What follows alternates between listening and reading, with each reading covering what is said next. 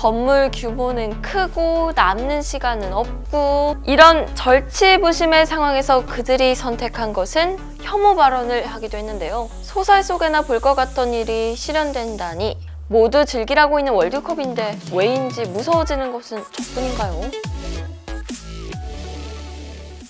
여러분 안녕하세요. 아라바사양입니다. 지난 2일 유럽 챔피언스리그 경기에서 손흥민 선수가 부상을 당했습니다.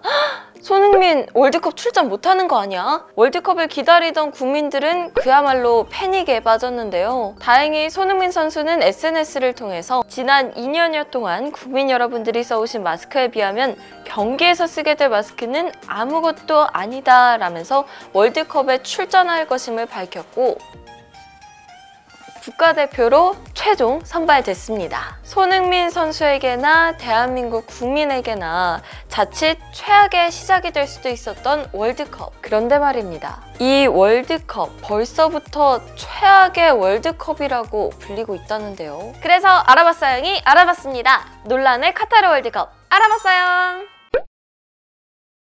지구촌의 축제라 불리는 월드컵.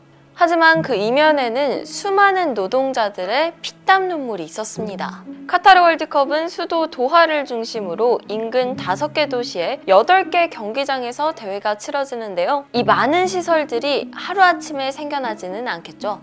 건물 규모는 크고 남는 시간은 없고, 이런 절치부심의 상황에서 그들이 선택한 것은 바로 무리한 인력 투입. 2010년 이래 월드컵 경기장 건설에 투입된 노동자들 중 6,700명 이상이 열악한 작업 환경 속에서 목숨을 잃었다고 합니다. 그런데 피파 회장인 잔니 인판티노는 노동 착취 논란에 이렇게 답했습니다.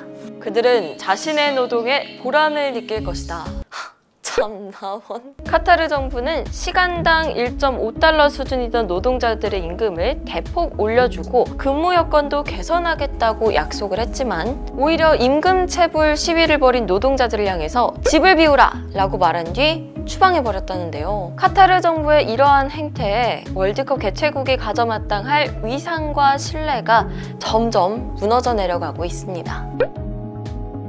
또 다른 인권 문제도 대두되고 있습니다. 카타르는 동성애를 징역형에 처할 수 있는 범죄로 규정하고 있는데요. 이번 월드컵에선 공공장소에서의 공개적인 애정 행각이 불쾌한 행위로 간주될 수 있다면서 경고하기도 했습니다. 게다가 카타르 월드컵 대사라는 사람이 인터뷰에서 동성애에 대해 정신적 손상이라고 혐오 발언을 하기도 했는데요. 이에 카타르 성소수자 방문객들이 보호받지 못할 것이란 우려가 커지고 있고, 인권을 탄압하는 국가가 월드컵을 개최할 자격이 없는 거 아니냐라는 지적이 나오고 있습니다.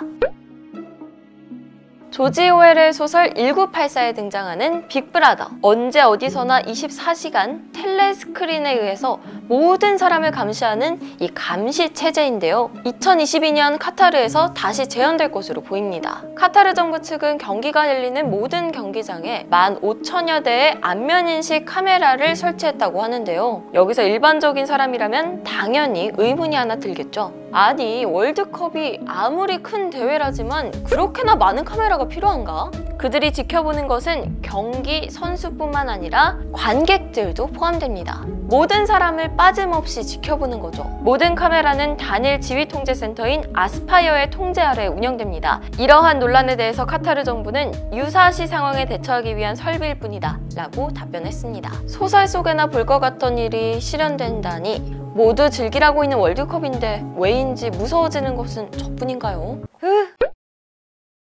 한편 월드컵 개막을 앞두고 카타르에서는 대대적인 언론 규제에 나섰다는데요. 규제의 요지는 경기장 밖에 일어나는 일에 대해서는 취재하지 말라는 것. 카타르 정부는 국내 유명 장소에서의 사진, 비디오 촬영을 위해서는 반드시 정부 당국의 허가를 받아야 된다고 규정했습니다. 만약 이 규정을 어기면 어떻게 되는 걸까요? 월드컵을 앞두고 카타르의 노동 환경을 취재하던 노르웨이 기자 2명이 있었습니다. 하지만 곧 카타르 정부에 의해서 체포됐는데요. 무려 36시간 동안 구금되고 나서야 풀려났다고 합니다.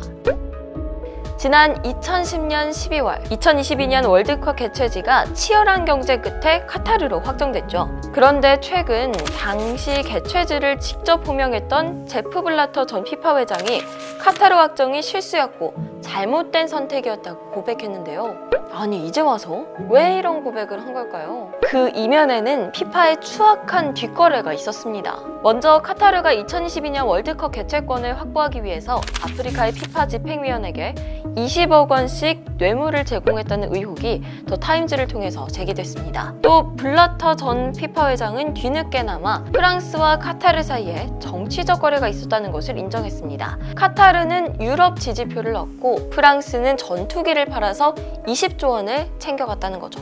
스파이 활동에 대한 의혹도 제기됐습니다. 스위스 국영방송 SRF는 카타르가 월드컵 개최 전후로 대부분 CIA 출신의 스파이 67명을 고용해서 9년 동안 피파 내부 정보를 수집했다고 보도했는데요. 월드컵 개최 이후에도 그동안 밝혀지게 된 비리 때문에 개최권을 박탈할지도 모를 상황에 마저 대비했다는 분석도 나왔습니다. 어휴, 소름이 쫙 돋네요.